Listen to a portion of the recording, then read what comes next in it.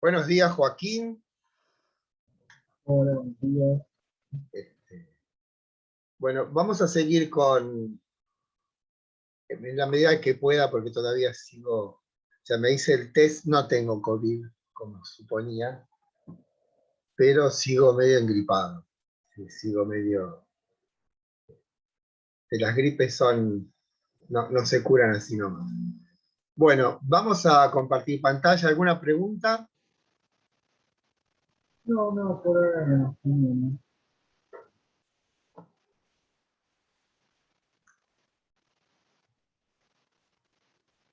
Vamos a retomar entonces lo que veníamos. Sintéticamente es esto. El asunto de la crítica de la razón pura es establecer de un modo firme, seguro, algo que es esencial en la naturaleza humana, ¿no? Y que Kant lo formula con la pregunta ¿qué puedo conocer? A partir de esa pregunta nosotros dijimos, conocer es juzgar, Kant. Y el juzgar es una acción, es un acto. Un acto obviamente intelectual, no es un acto mecánico. Un acto que produce un aspecto de nuestra naturaleza humana que es el conocer. A ese aspecto de la naturaleza humana asociada al conocer de un modo específico, Kant lo llama entendimiento. El entendimiento entonces produce juicios. Ahora, esos juicios que produce son de dos tipos, teniendo siempre presente que conocer para Kant equivale a juzgar. Y juzgar es emitir enunciados. Y los enunciados, o proposiciones, o juicios, tienen, desde el punto de vista de la lógica formal, la nota esencial de ser verdaderos o falsos. O sea, si nosotros pretendemos saber qué es una ciencia, podríamos hacer una definición provisional que dijese, la ciencia es una colección de juicios provisoriamente verdaderos. Ahora, los juicios a su vez se dividen en analíticos y sintéticos. Esa no es una distinción de Kant, sino que le viene a él de la tradición. Un juicio es analítico cuando su predicado existe de un modo implícito o tácito en el sujeto. El ejemplo que dimos el otro día es, el triángulo es una figura de tres lados. O sea, yo no tengo que ir a la búsqueda de ninguna corroboración empírica o a la búsqueda de ningún dato que venga de la experiencia para poder corroborar que esa afirmación es verdadera. Los juicios analíticos tienen la cualidad de ser universales y necesarios, que por otra parte son las notas de la verdad. Algo es verdadero cuando se cumple universalmente y cuando eso que se cumple necesariamente. La prueba de la necesidad es el negar el predicado. ¿Qué pasa si yo a ese juicio analítico, el triángulo es una figura de tres lados, le niego el predicado? Caigo claramente en una contradicción. Porque digo, el triángulo no es triángulo. Los juicios analíticos a su vez explicitan, pero no nos hacen avanzar en el conocimiento. Son estériles, podemos decir. Aclaran, pero no producen, no avanzamos con ellos.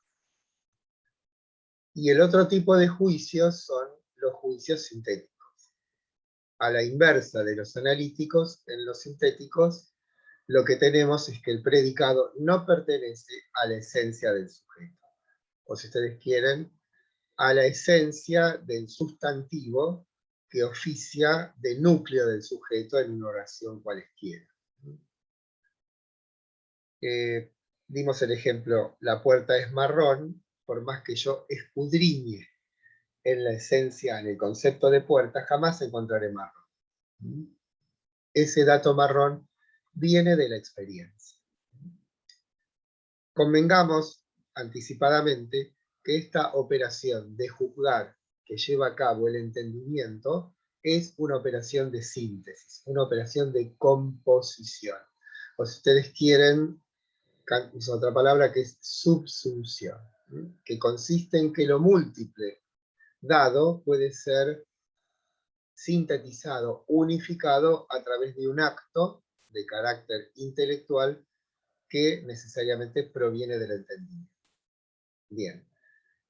El fenómeno que acontece con la física de Newton no es que desbarata esta clasificación de juicios sintéticos y analíticos, pero sí conduce a que deba aparecer un nuevo elemento en esta clasificación, porque no era completa.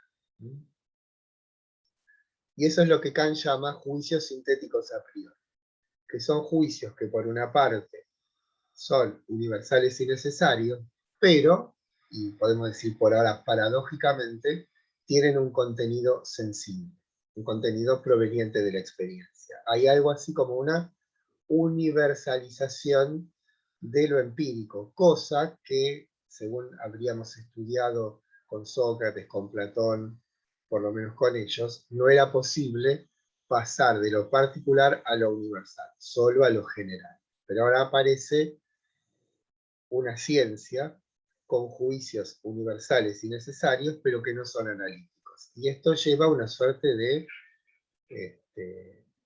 conmoción en el pensamiento de la época, que es de donde surge Kant.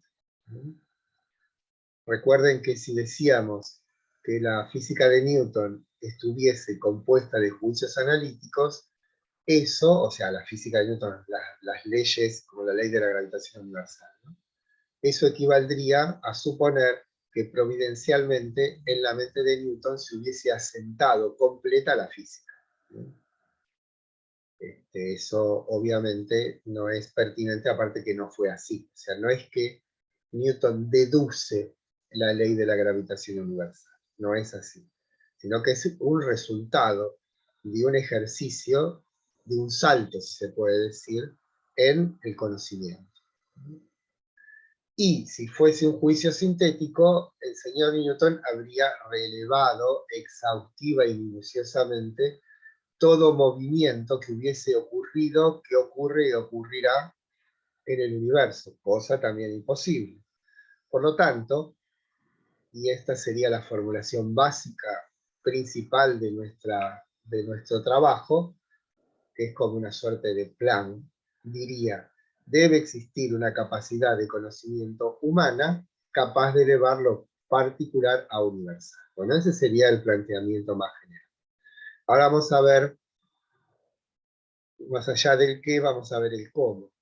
¿Cuál es la estrategia kantiana para poder mostrar esto de una capacidad cognoscitiva humana que sea capaz de elevar lo particular a universal? ¿Estamos hasta ahí?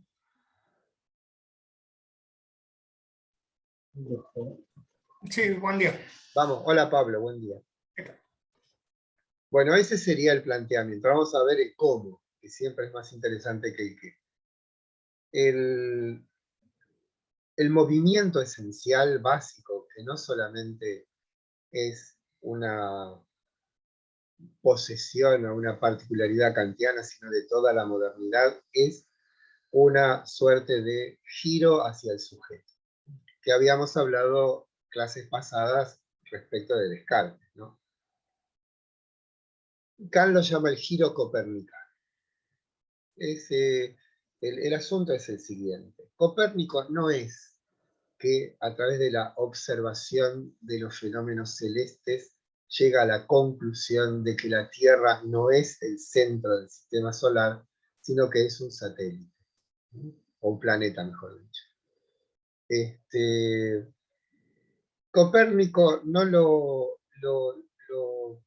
afirma como una conjetura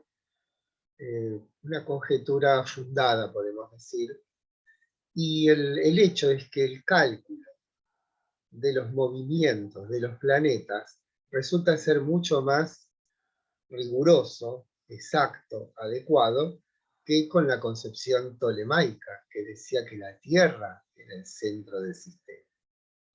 Entonces Kant dice, y lo dice también así como, veamos, vamos a ver qué pasa, como digamos, por ahora no nos ha ido bien de una manera. ¿Por qué no probamos por esta, quizás? ¿No? Con cierta timidez, podemos decir. El giro copernicano consiste en lo siguiente. En lugar de suponer o afirmar que el conocimiento es el resultado de la acción de los entes espacio-temporal, de los objetos sobre nosotros, ¿por qué no intentamos ver si no es el sujeto el verdadero factor decisivo en lo que hace al conocer? Agreguemos de paso que tanto empirista como racionalista desde el punto de vista nociológico, la nociología es en filosofía la teoría del conocimiento, o el aspecto de la filosofía que se ocupa del conocimiento, son realistas. Recuerden que la palabra real viene de res, que significa cosa, ¿no? O asunto, si se quiere, más ampliamente. Son realistas desde el punto de vista nociológico porque ponen el acento del conocer en el objeto y no en el sujeto, ¿no? Tanto empiristas como racionalistas están unidos en esa filiación.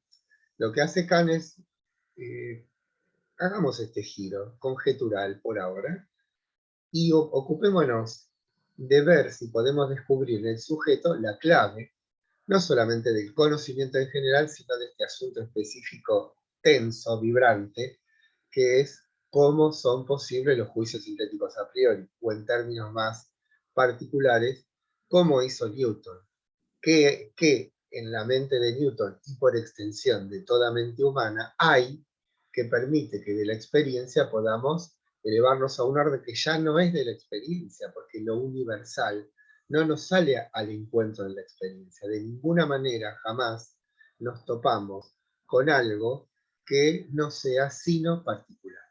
Eso es inobjetable desde el comienzo de los tiempos. Bueno, aquí tienen entonces,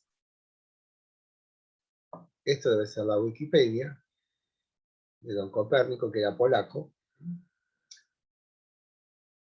Bueno, no hay mucho por acá. Bueno, vamos a ver entonces el primer paso, que es qué significa el nombre crítica de la razón. Que eso no me digan que no tiene cierta enigmaticidad ese nombre, ¿no? Digamos de paso, y como sembrando semillitas al costado de nuestra guía, es que Kant es muy confiable en lo que respecta a poner nombres. Los nombres son efectivamente rigurosos, o sea, están meticulosamente buscados esos nombres. Y aquí tenemos dos acepciones del nombre crítica, ambos válidos. La primera sería, no la usa Kant, pero viene del origen de la palabra crítica, que es el verbo krinein, que en griego quiere decir separar, seleccionar, limitar. En castellano tenemos esa palabra derivada, discernir o cernir, ¿no? Yo me acuerdo cuando se hacía el revoque fino en las casas, que los albañiles tenían un sedazo, ¿sí? Tiraban la arena y caía de un lado la arena fina, y del otro lado la gruesa, una servía para el revoque grueso y otro para el revoque fino. Y con la harina se hacía lo mismo. Las amas de casa cernían la harina. Ahí tienen claramente el sentido primero de esa palabra. Kant va a hacer lo mismo. O sea, crítica acá, en esta primera acepción, no es criticar algo, sino que sería algo así como tarea que consiste en separar, extraer, delimitar con claridad los aspectos puros de la razón. Y aquí hay que agregar dos cuestiones. Razón está tomado en un sentido general. Refiere a todas nuestras capacidades cognitivas. Porque, vamos a ver luego, que razón tiene un significado específico en Kant. ¿Sí? Y puro, en principio, quítenle toda asociación con lo moral.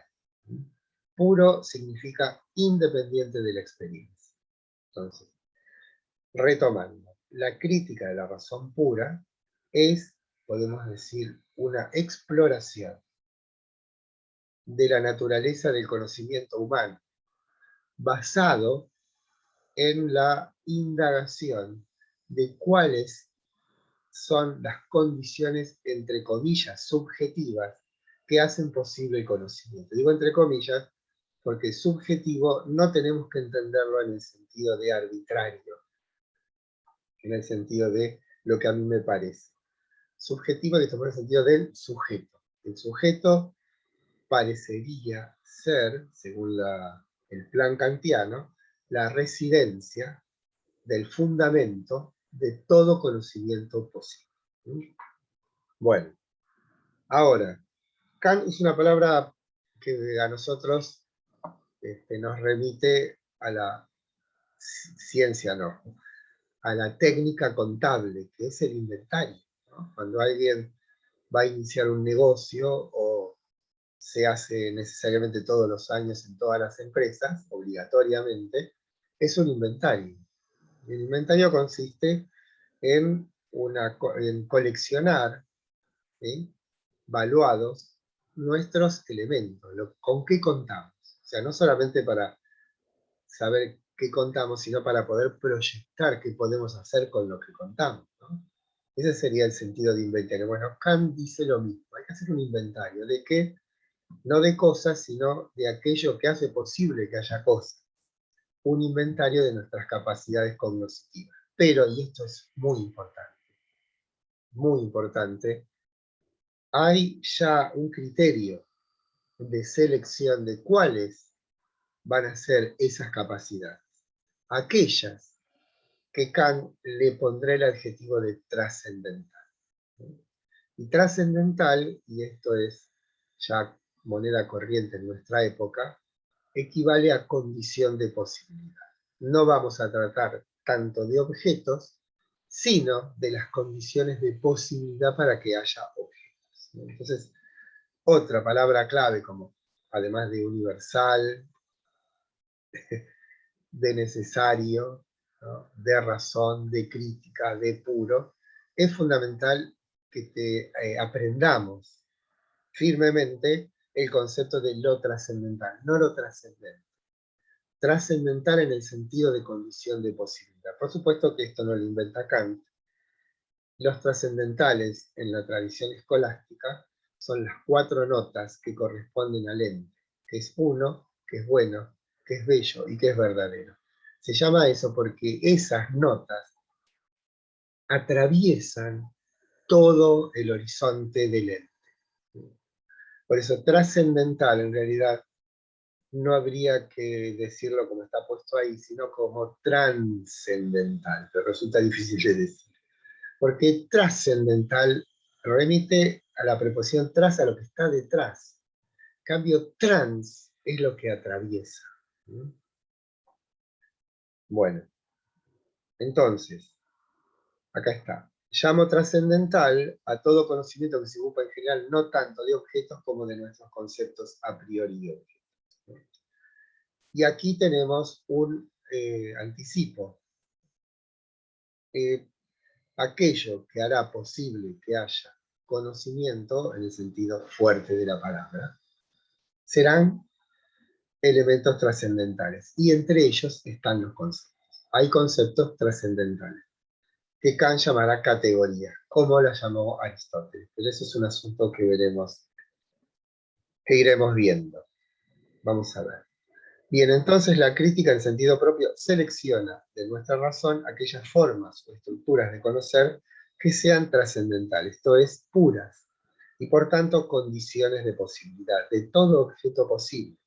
Podríamos agregar anticipativamente, aquello que hace posible la experiencia no aparece en la experiencia. O sea, esta frase que no es de Kant, ¿sí?, sino que, la verdad que no me acuerdo, la saqué, creo que sí, de un libro sobre Heidegger, pero que es útil para nosotros. Digamos, bien entendida esta frase, es una llave que abre muchas puertas. ¿Sí?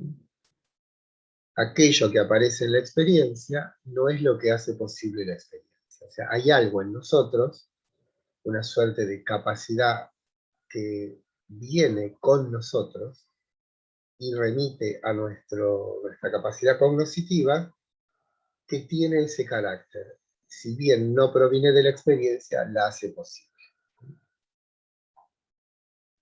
Y tengo una duda. ¿Cómo? Una pregunta, profesor. Sí, dime. ¿Podría explicar un poco más que no entendí todo este un inventario de nuestras capacidades Y cognitivas? esto lo vamos a ver inmediatamente, o sea, lo que va acercando es decir, bueno, ¿cuáles son las capacidades cognitivas humanas? La sensibilidad y el entendimiento. ¿Sí? Ahí tienen una suerte de primera separación, primer asunto a inventariar. Una vez que tenemos esa separación, vamos a ver en qué consiste. Como cuando abrís un negocio y decís, bueno, a ver con qué cuento. El cambio lo que va a hacer es eso. ¿Con qué cuento para conocer? ¿Cuáles son los elementos con que, digamos, yo y todo ser humano se nutre para conocer? ¿Sí? Y eso es algo así como un inventario, porque no solamente sirve para saber qué puedo conocer, sino para saber y fundamentalmente los límites de nuestro conocer. Como una suerte de, ¿cómo se dice? Un golpe de realidad. O sea, terminemos con las especulaciones. Veamos de un modo riguroso y sin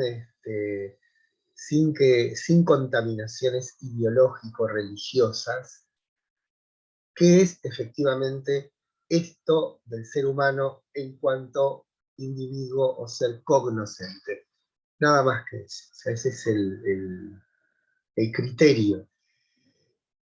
Como una suerte de sinceramiento brutal, podemos decir, acerca de cuáles son nuestras capacidades. La crítica de la razón pura, para la época, fue un golpe, tuvo algo de brutal, ¿no? Por eso lo llamaron el gran destructor acá, pero todavía no sabemos por qué, ya van a ver por qué. ¿Te contesté, Joaquín? Sí, profesor, muchas gracias. Bueno, la segunda acepción del nombre crítica de la razón pura sí lo usa Kant y además sí tiene el carácter de lo que nosotros entendemos por crítica, ¿no? Que es criticar la pretensión de la razón de que cree poder conocer sin la participación de la experiencia. Aquí hay un criticado y es el racionalismo, ¿no? En el que él mismo se había formado. Y la fuente de esa crítica es que la metafísica es, en la época de Kant, una ciencia, ¿no? Que tiene dos grandes ramas. Una metafísica general, que se ocupa del ente en cuanto tal, ¿sí? Y una metafísica especial, que va a ser el asunto particular de crítica en lo que se llama dialéctica trascendental. Pero digamos que la metafísica especial tiene tres asuntos, ¿sí? Uno es el alma, otro es el mundo y otro es Dios. A la tarea de la metafísica referida al alma la lleva a cabo una disciplina particular que se llama psicología racional. En lo que hace al mundo, esa disciplina se llama cosmología racional. Y lo que hace a Dios se llama teología racional. O sea, la metafísica, en época de Kant, se lo entiende como una ciencia que trata de entes que están más allá de la experiencia. ¿Sí? Por supuesto, el alma.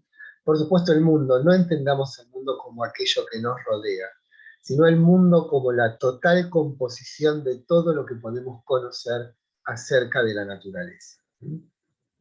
Algo similar al mundo de las ideas platónicas.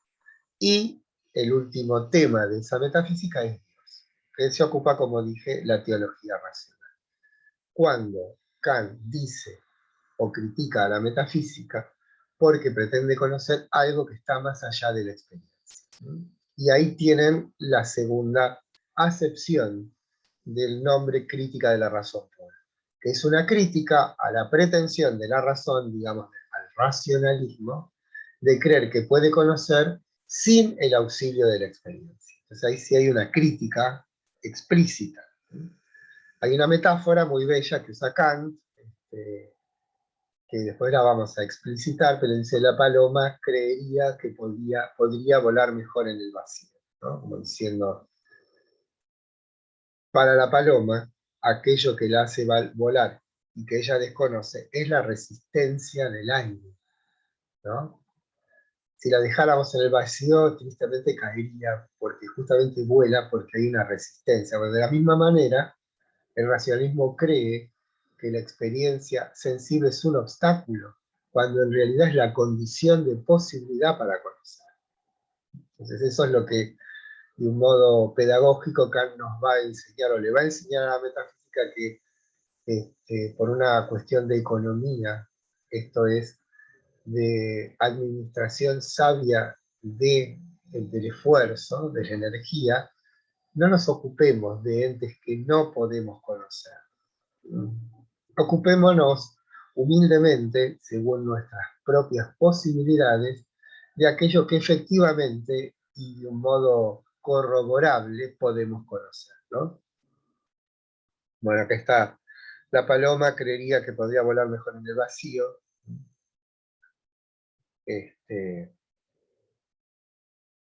Pero claro, las resistencias son enormes, ¿sí?, por parte del racionalismo, porque si se deja ingresar al mundo de la razón el orden de la experiencia, toda una serie de presupuestos caería estrepitosamente, como cayó. Entonces hay una suerte de defensa extrema de la autonomía de la razón en el conocer, no solamente de los racionalistas de la época de Kant, sino sobre todo de Leibniz o de los anteriores. ¿Por qué? Porque esa destitución de la razón como un modo autónomo y el relevante del conocer conlleva toda una serie de pequeñas catástrofes.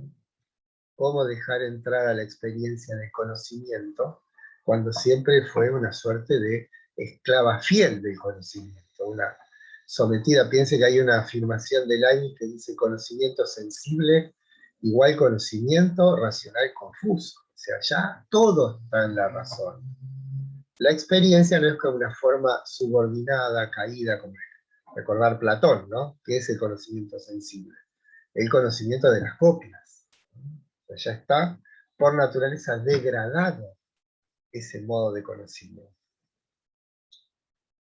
Bueno, ¿de qué naturaleza debiera ser el puente que habría que diseñar para hacer que lo múltiple y variable de la experiencia, su ser contingente, pueda ser abarcado por la unidad y fijeza de la razón, su ser necesario? Se podría decir que en esta obra Kant se ve como encapsulada la formidable transformación que habría de implicar la modernidad.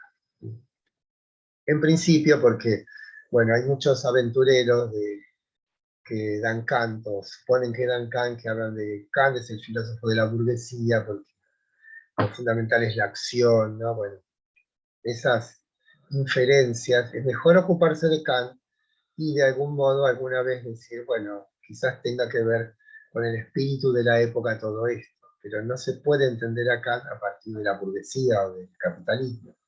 Mejor entendamos a Kant y después, en otro orden, tratemos de entender eso otro. Ese reduccionismo supone un ardid pedagógico que haría más fácil entender la crítica. Pero lo que es cierto es que, como vamos a ver, el conocimiento es una acción productiva. No es cierto que conocer significa reflejar. Conocer equivale a producir, pero no se producen entes espaciotemporales, sino esta cosa tan sutil que llamamos conocimiento. Resumiendo entonces, la CRP es por una parte una analítica que intentará establecer cuáles son los elementos puros, trascendentales de nuestra capacidad cognitiva.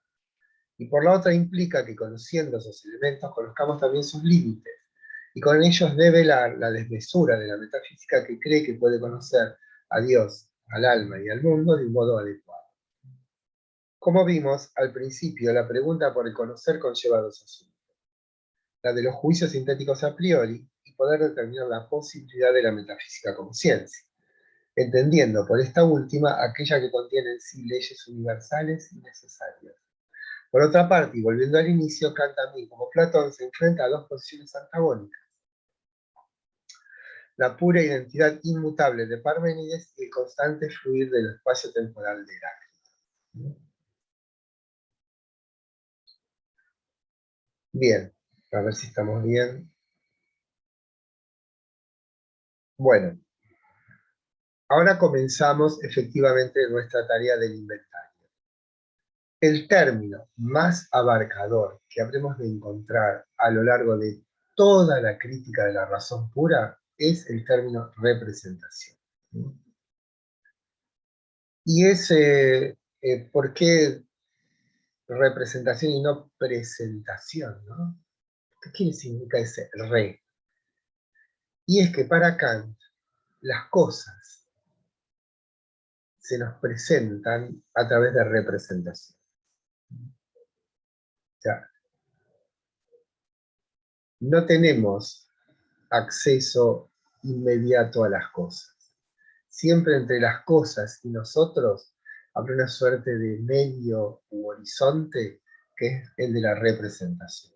O sea, si ustedes quieren, y también anticipadamente, hay una metáfora o un ejemplo de Aristóteles que dice: el anillo de oro puede efectivamente dejar una marca en una superficie de cera. Si bien esa marca testimonia al anillo, en la cera no está el oro.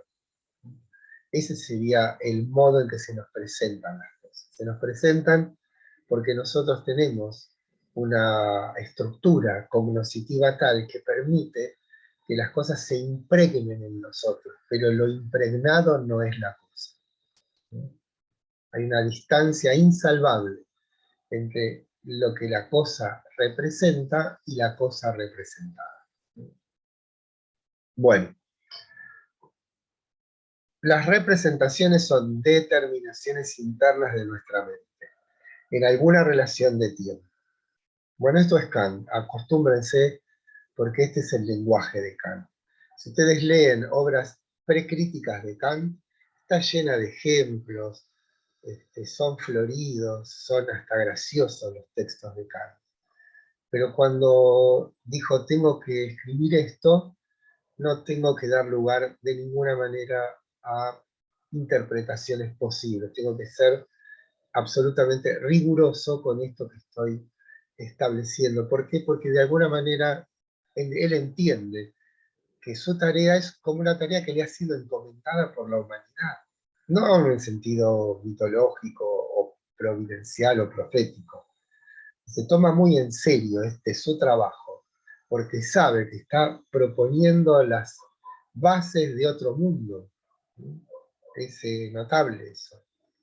Entonces, por eso este lenguaje kantiano, que a veces es terrible, terrible, en alemán es más terrible que en castellano, porque a veces son 8 o 9 subordinadas que tienen una oración de 30 renglones. Pero bueno, como dicen, escribía en latín, escribían el alemán de Kant es una traducción del latín, ¿no? Bueno, entiendan por determinaciones afecciones, modificaciones de nuestra mente en alguna relación de tiempo. Esto es, ahí tienen dos elementos. Las representaciones son afecciones, esto es, determinaciones que se dan en el tiempo. Son modificaciones de nuestra mente referidas al conocimiento. En eso se distinguen de los sentimientos y de los deseos. Tengan en cuenta que el contenido de nuestro espíritu es lo que queremos, lo que sentimos y lo que pensamos. Voluntad, sensación o sentimiento y razón, ¿sí? Que se presentan en un momento, o sea, ahí tiene otro elemento más. Las representaciones están en el tiempo y son afecciones o modificaciones de nuestra mente, pero a diferencia de otras afecciones de nuestra mente, como los sentimientos o las apetencias, se refieren a algo. Tienen una connotación cognoscitiva. En eso bueno, que se presentan en un momento determinado y que duran cierto tiempo. Tienen también realidad objetiva, es decir, son representaciones de un objeto. Ahí está el asunto. Representan un objeto. Todas las representaciones tienen esta doble referencia. Al sujeto, cuya mente modifica o determina, y al objeto al que representa. Aunque se refieren al objeto, las representaciones solas no llegan a ser conocimiento. Pero todo conocimiento presupone representación. Esto lo dice porque una sensación cruda no es de por sí conocimiento. El conocimiento aparece cuando hay una intervención explícita de un aspecto del conocer que es el entendimiento. O sea, todavía no llega a la concepción husserliana, no llega, no sé cómo la trataría, de que hay elementos en nuestra conciencia que carecen de forma y son informadas por una acción. Aquí no se llega a eso, pero lo que está diciendo aquí Kant es, no hay conocimiento sin representaciones, pero puede haber representaciones sin conocimiento. ¿Por qué? Porque una cruda sensación de un objeto indeterminado es efectivamente una determinación, esto es una afección de nuestra mente que se da en el tiempo, pero que todavía no está remitida a un conocimiento. Residen en, bueno, vamos a hacer una analítica de esto. Residen en nuestra mente y además la modifican. Otro ingrediente esencial es que se dan en el tiempo. Es importante esto último porque el tiempo es una condición universal a toda representación. Se distinguen de los sentimientos o deseos en tanto referidas al conocimiento. Tienen una doble dimensión. Por una parte pertenecen o existen como algo que se da en nuestra mente, y por la otra representan un objeto. Es la presencia en nosotros de un algo que no es nuestra mente. Objeto, el prefijo ob en latín significa lo que está delante, y lo que completa, y ectum, lo que yace delante. Es un término complementario de sujeto. No hay uno sin el otro. Los alemanes tienen una ventaja que usan indistintamente, o tienen la palabra object, que viene del latín, y tienen la palabra alemana que es Gegenstand. Stand es lo mismo que estar o permanecer, y Gegen es contra. O sea, como que a veces utilizan esa palabra con un matiz, tienen dos palabras para lo mismo. Y por último son la condición de todo conocimiento, aunque ellas por sí no lo sean. Bien. Siguiendo con nuestra tarea analítica, o si ustedes quieren de un modo más contable, el inventario, pasamos a otro plano. Primero hemos definido las representaciones. Una cosita, en esto Kant es un maestro, en el sentido de que enseña a cómo se piensa, cómo se estructura un pensamiento. Fíjense, primero es el término representación, que es el término más universal que aparece en toda la crítica. Vamos a ver cuáles son las representaciones, de qué tipo son. Y una vez que estamos en el orden de un tipo de representaciones, veremos cómo las podemos distinguir, y después cómo las podemos ejemplificar, y luego cómo actúan. O sea, a la tarea analítica le sucede una tarea que consiste en describir cómo actúa. O sea, Kant, otra de las grandes virtudes, es que va al fondo de las cosas. Es una persona que no va a, autoconvencerse de que ya llegó a donde tenía que llegar, sino que sigue insistiendo. Recuerden que aquí En esta tarea no hay un límite objetivo como el que puede poner una investigación de un ente espacio-temporal. Aquí es una suerte de indagación que puede, bueno, piense que tardó casi 11 años en escribirla, ¿no? Bueno, dejamos, enseguida volver.